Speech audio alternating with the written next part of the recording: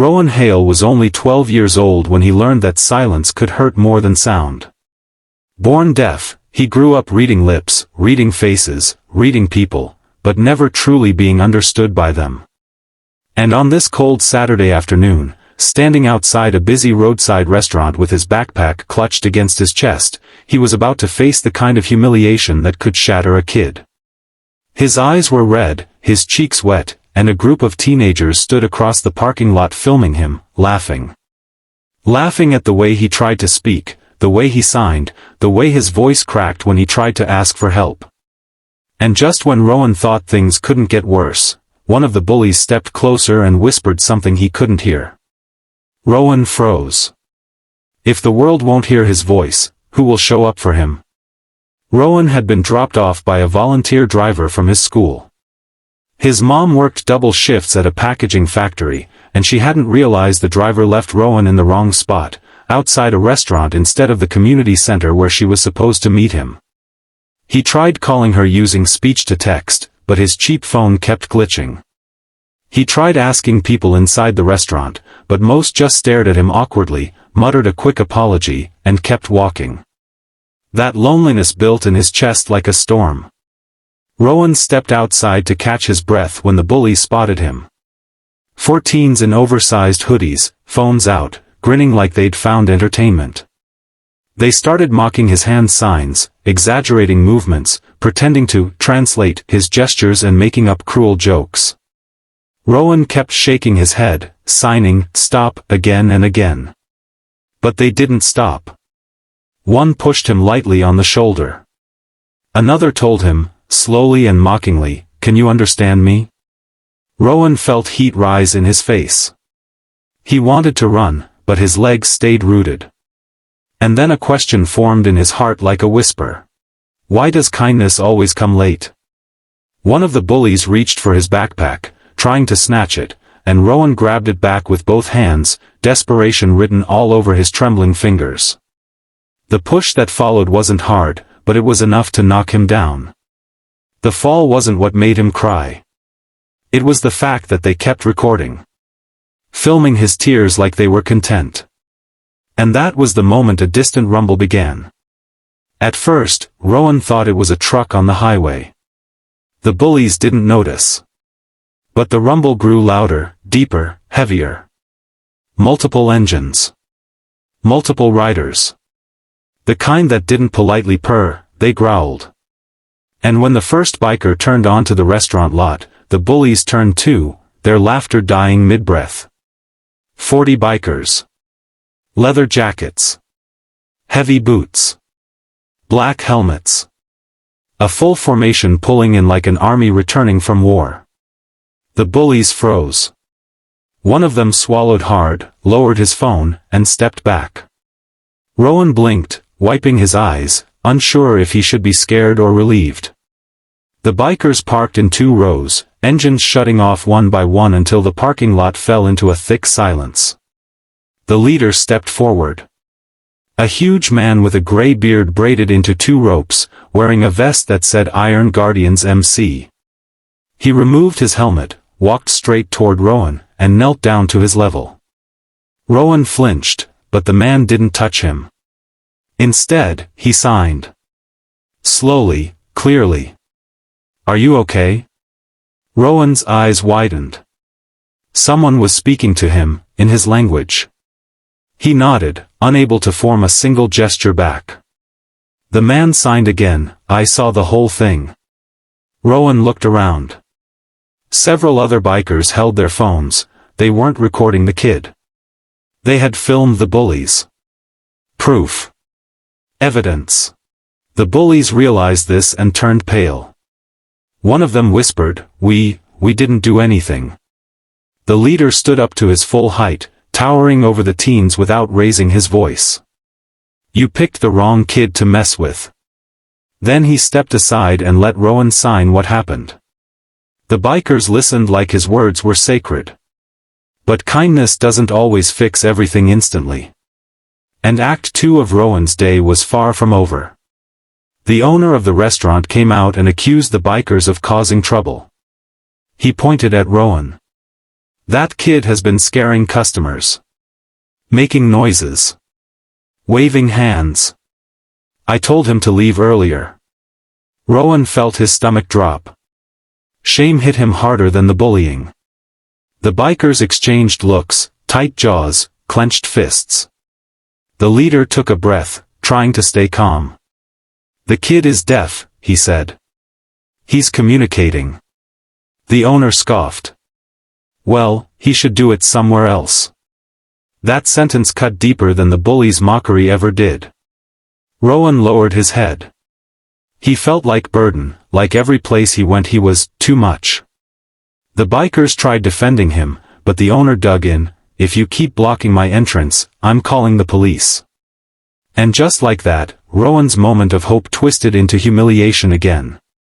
One biker, tall, young, tattooed, stepped toward Rowan and placed something in his hands.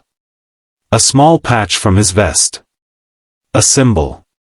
A silent promise. Rowan looked up at him, confused. The biker pointed at the patch and signed, "You belong." For the first time that day. Rowan smiled. But then came the complication, bigger than the bullies, bigger than the rude restaurant owner. When the bikers asked Rowan for his mother's number, his hands shook. He typed the number, but the call didn't go through. Dead battery. No way to contact her. No way for her to know where he was. And she didn't drive. Which meant she was probably walking from the community center to the restaurant by now, searching for him. Panicking. Rowan signed rapidly, "My mom is alone. She will be scared. She will think she lost me."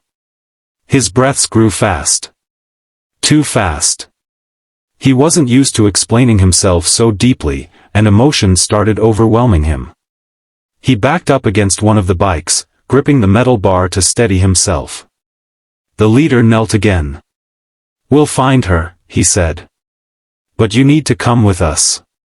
Safely." Rowan hesitated.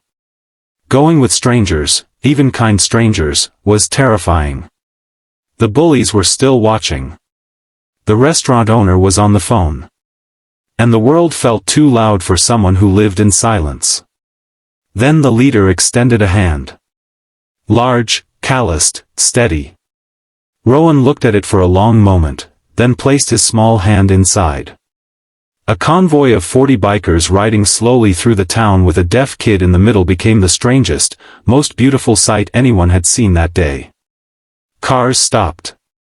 People stared. Some recorded.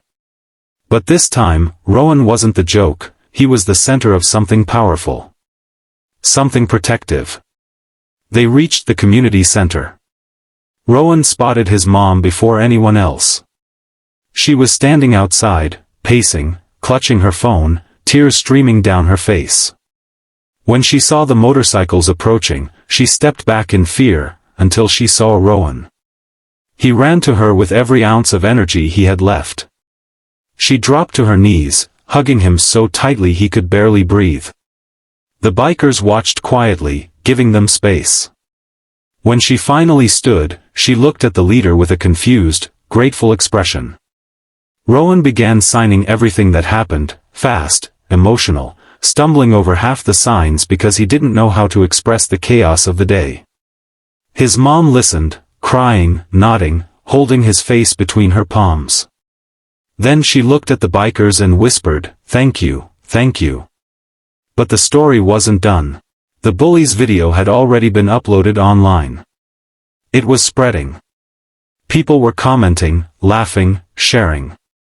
The bikers showed Rowan's mom the clip on their phone. She covered her mouth, horrified.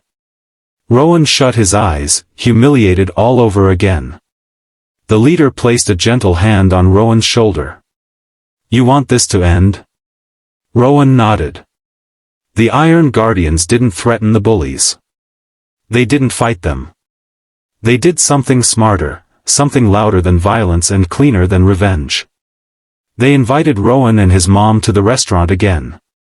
This time, with all 40 bikers walking beside them. The restaurant owner tried to protest. The leader showed him the video. This happened on your property. You ignored him. You humiliated him. You owe him respect. Customers turned. Employees paused. The owner's face turned red.